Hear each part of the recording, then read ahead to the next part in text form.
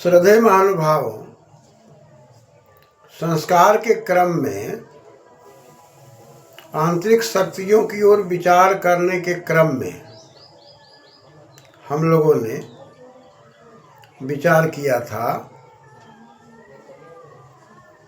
अंग क्या है। अंग गतौ धातु है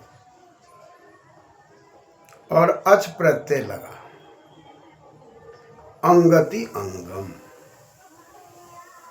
जो मंत्र में कह रहा है अंगात अंगासन स्रवसि हृदयात अधिजायसे प्राणम ते प्राणेन संदधामि जीवयावत में आयुषम। यह अंग गतिशीलता की ओर यदि है तब उसका नाम अंग है। ज्ञानेन्द्रिय में, कर्मेंद्रिय में यदि गतिशीलता नहीं है, सुव्यवस्था नहीं है, सुविचार नहीं है, तो अंगों की सार्थकता नहीं है। और जब सुविचार है, आदर्श विचार है, वहाँ से जो श्रवण हो रहा है, उस श्रवण में जो हम मनन करते हैं, पति और पत्नी की अवस्था में यजमय जीवन जीकर, जैसा कि बताया था पत्युर्नो यज संयोगे, यज में जुड़कर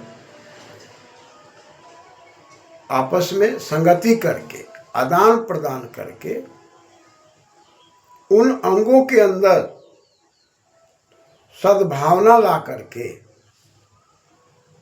जब आगे बढ़ते हैं, तब उनसे सद्विचार का श्रवण होता है। और अंगात अंगात संस्रव से हृदयात अधिजायसे, ये विचार हृदय के नजदीक पहुंचते हैं, जहां पर सद्विचार और दुष्विचार दोनों पर चिंतन होते हैं। दुष्विचार का परित्याग करते हैं और सद्विचारों के आधार पर दाम्पत्य जीवन को आगे विकसित करते हैं। ऐसा व्यक्तित्व, ऐसा स्वरूप पुत्र और पुत्री का अधिकारी बनता है। तब वही प्राण से प्राण का आधान कर सकता है। प्राण पर विचार करते हैं तो प्र उपसर्ग है, अन प्राणन्य धातु है। अवे तिस्तोर घय से घय की निवृत्ति आ रही है, हलश्च से घय प्रत्यय हो रहा है। प्राणीति इति प्राण, यानी कि हम और आप प्रखरता से उस विचारों को अपने जीवन में लाने का जब प्रयास करते हैं, तब वह प्राण निश्चित रूप से प्राण के योग्य है। और प्राण के योग्य जब वह बनता है, तभी हमारा आपका जीवन सुदृढ़ होता है। यहाँ पर जीव शब्द का प्रयोग लोट लकार में है, लेकिन यदि धातु और प्रत्यय पर विचार करें, जीवति जीव, जीव प्राण धारणे।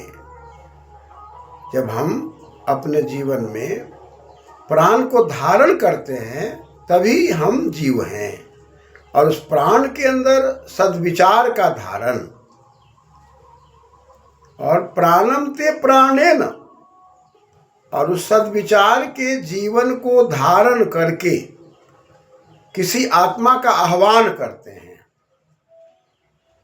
तभी हम दंपति हैं। क्योंकि दुर्गुणों को दमन किए और सद्गुणों को लाए और सद्विचार के आधार पर आत्मा का आह्वान किया, और आत्मा के आह्वान करने पर संतति का आगमन हुआ।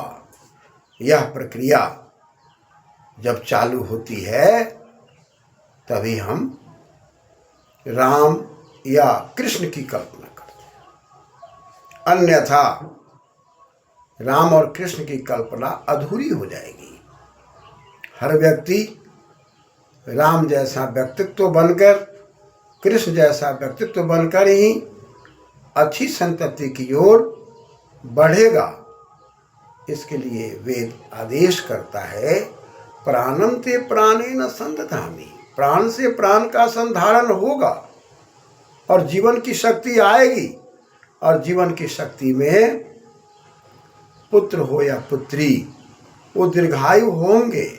आयुषम यानी कि मेरे प्राण को तुम ले लो, मेरे प्राण से संधारित हो, मेरे प्राण से जुड़े हुए हो और संधारित होकर के तुम दीर्घायु होगे। इसका मतलब माता पिता का आचरण जितना पवित्र होगा, वेदमयी होगा, यज्ञमयी होगा, तभी हम पुत्र और पुत्रियों की कल्पना सही दिशा की ओर कर सकते हैं।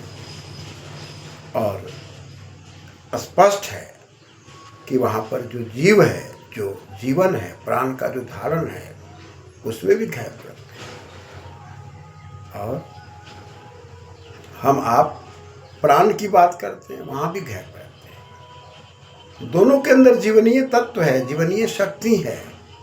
जीव ही प्राण है, प्राण ही जीव है। लेकिन प्राण का निकलना जीवन का समाप्त होना है। अतः इससे बचने के लिए, दीर्घायु बनने और बनाने के लिए जो आयुषम शब्द का प्रयोग है, इन गतौ धातु है, एति इति आयु। हम गतिशील होंगे और गतिशीलता में अंग भी है और गतिशीलता में आयु भी है और प्राण में भी जीवन है, जीवन में भी प्राण है। इन सब का बड़ा ही अनन्याश्रय संबंध है। अतः ये सारी की सारी शक्तियाँ आंतरिक शक्तियाँ हैं, जो यज्ञ में जीवन जीने से, साधना में जीवन जीने से हम संस्कार संपन्न होकर के ही माता पिता के उत्तराधिकारी बन करके हम भी अपने उत्तराधिकारी की ओर, निर्माण की प्रक्रिया की ओर अग्रसर हो सकते हैं क्रमशः। धन्यवाद।